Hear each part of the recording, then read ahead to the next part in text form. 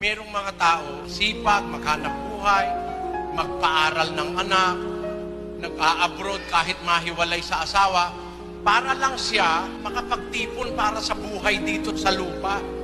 Pero nakalimutan niya, pagkamatay niya, merong buhay sa kabila. Yun hindi na paghahandaan ng tao.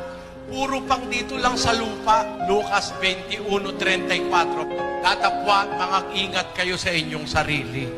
Sabi ni Kristo, baka mangalugmok ang inyong mga puso sa katakawan at sa kalasingan at sa mga pagsusumait sa buhay na ito. Na dumating na bigla sa inyo ang araw na yaon na gaya ng isang silo. Kaya lang makikilala, aalalahanin ng Diyos pag may sakit na, hindi na makahinga, pag may pera, walang problema. Anong mananalangin sa Diyos? Hindi, pupunta sa sine, pupunta sa beach,